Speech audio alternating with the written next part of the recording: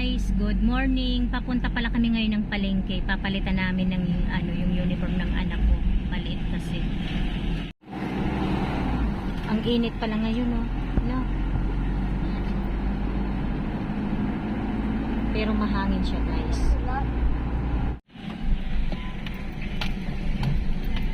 Guys, andito na kami. Papalitan namin.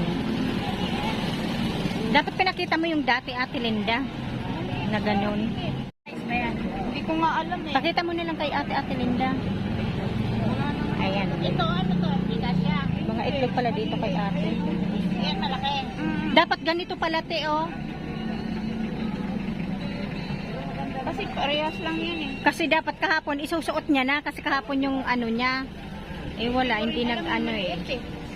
Kaya sorry. May mga short din pala si ate, oh. Ayan yung damit Ate Linda. Buksan mo daw Ate Linda. Ay, sarado mo. At pa size ito? Large. XL yata. Ayan guys, bibili pala kami ng itlog. Magkano tatlo nito? Ayun, ayaw mo sa 325. Sa mura-mura na lang tayo magtipid ngayon. Ano? 6. Ayun pala, may ano din si ate, oh. Itlog na maalat. Sa 9? Ito. Eh, dito daw, te, sa mura lang.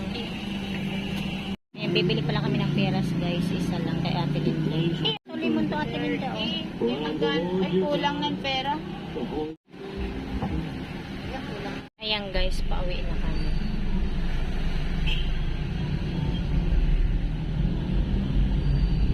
Tataya muna ako sa loto. Sana manalo tayo. Ay, sorry kuya. Ayan guys, oh. Tapos na akong tumaya sa loto.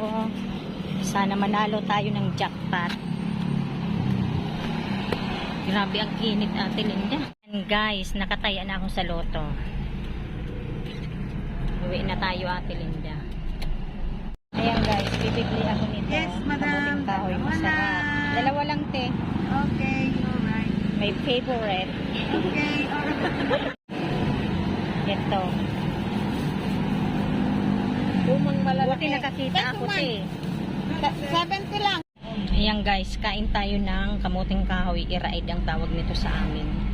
Hindi matamis, tama lang.